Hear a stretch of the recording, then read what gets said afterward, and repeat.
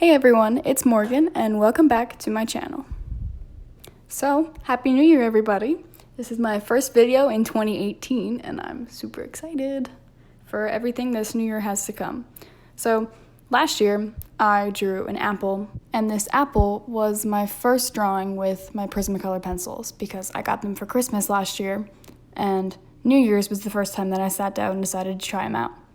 And this apple was a very important drawing to me, but not to anyone else. But I guess that's the way it usually happens. When I posted it, it did not do very well with likes and stuff, which I'm fine with because it was still important to me.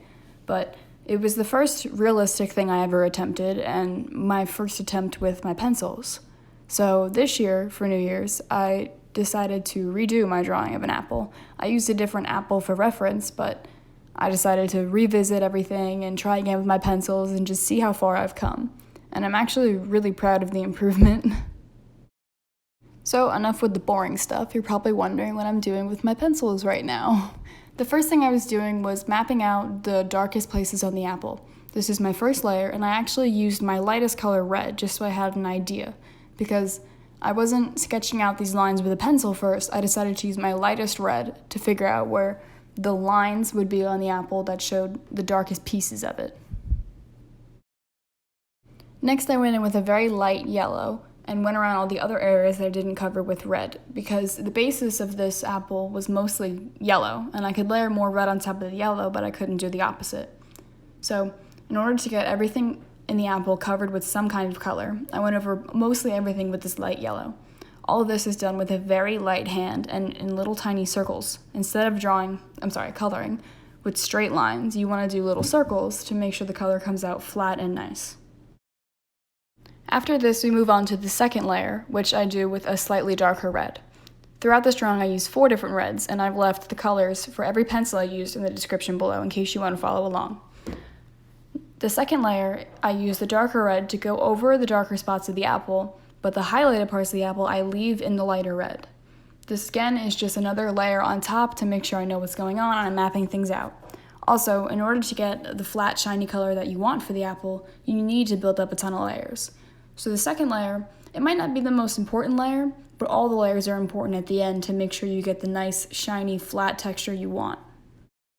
As I keep moving throughout this second layer, I slowly apply more pressure with a dark red, and flip between an even darker red to map out the shadows on the sides of the apple. In addition, I go in with more yellow to fill in a second layer for the highlights that I didn't touch with red. The next step is one that is very important to me, but other artists do kind of differently. I like to use a colorless blender pencil, which you'll see me pulling out right now.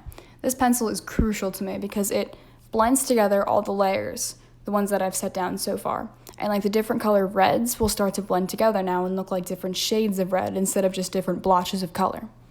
Other artists might use a white colored pencil to do this, or they might just use the lightest shade of red. If you don't have a blender pencil, you can do either of these things. But just be careful, because if you blend with a white pencil, then your whole picture will come out in like a lighter, milkier tone. And that's not the kind of tone that I want for the drawing, so I use my blender pencil. So I'm sure I'll be saying this a million times, but the layering is the most important thing to this color.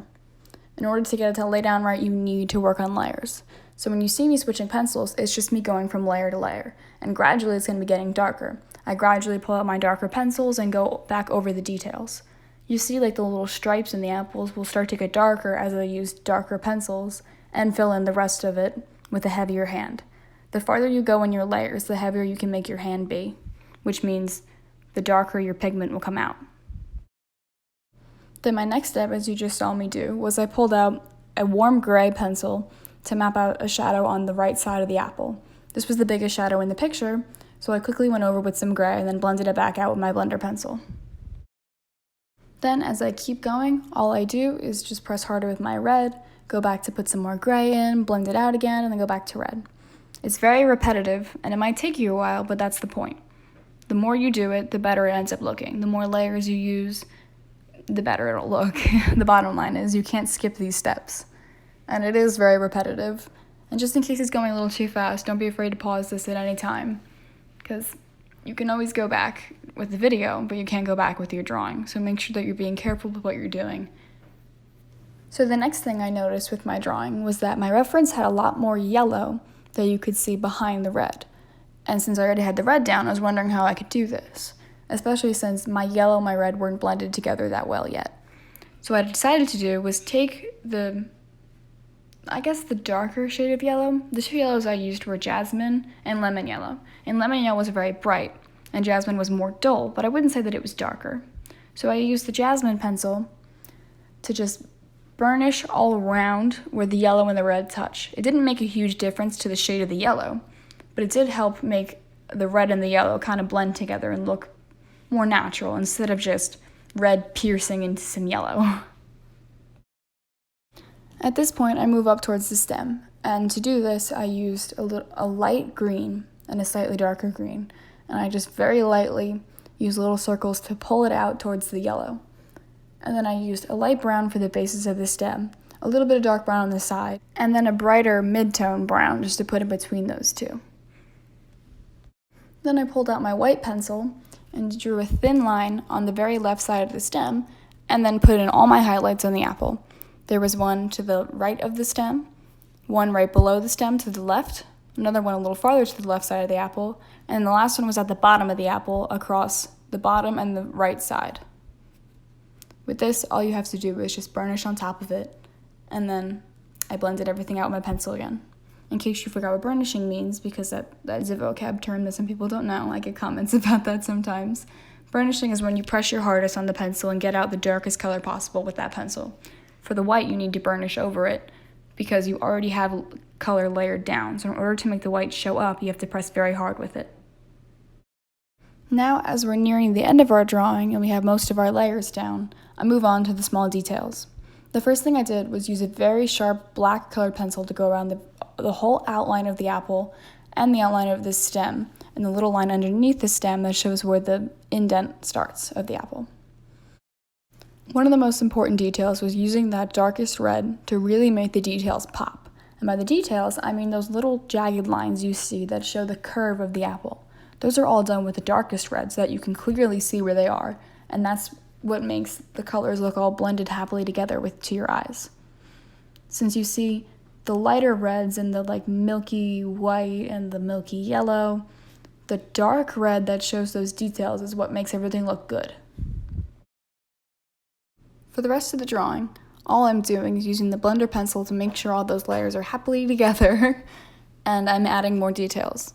Towards the end, I realized that there wasn't enough yellow for my liking, so I used the yellow pencil a lot to burnish over the red. And also, since any pencil can be used as a blender pencil, the yellow I was using was also helping to blend all the colors together.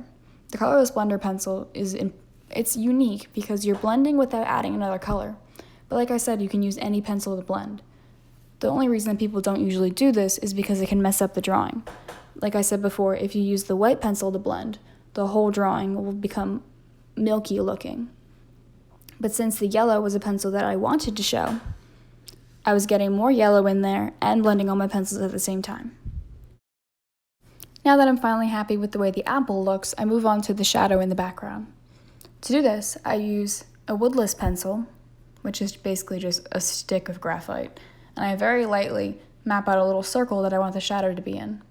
Then I add a lot of pigment towards the bottom of the apple and only a little bit at the top of the circle. Then I go in with a blending stump and blend everything out. It does get a little messy here, so I use a kneaded eraser to clean up the edges. And then, since I didn't really like the way it came out the first time, I added a little more graphite, blended it again, fixed it again, added more graphite, fixed it, until it looked the way that I wanted it to look. It was nice and simple, but it is a little bit of a trial and error, because the graphite pencils can get messy and a little bit unpredictable. My final step was done to add a little bit of texture to the apple. I used a white Jelly Roll pen to put a bunch of dots on the apple, and then right before they would dry all the way, I'd use my finger to smear it a little bit so it would come out lighter and not as opaque. Since the white gel pen comes out like straight paint, the pen is extremely good and I really recommend getting one. But since it was a little too much, I would use my finger to smear it right at the very end.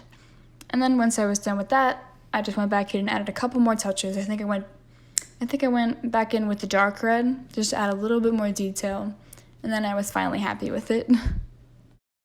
Then I used a Mono Zero eraser, which is a very small tipped eraser used for small details, to go around the apple and just clean up anything that could have gotten messed up. All in all, this drawing took me a little bit over an hour to do, which is actually pretty good time, because usually I take forever when I draw. And I was very happy that I did this so that I could see my improvements from last year's apple. And if you're interested in seeing my apple from last year, it's in my sketchbook tour, which is my previous video. So, I hope this helped you guys. Thank you all so much for watching, and I'll see you next time.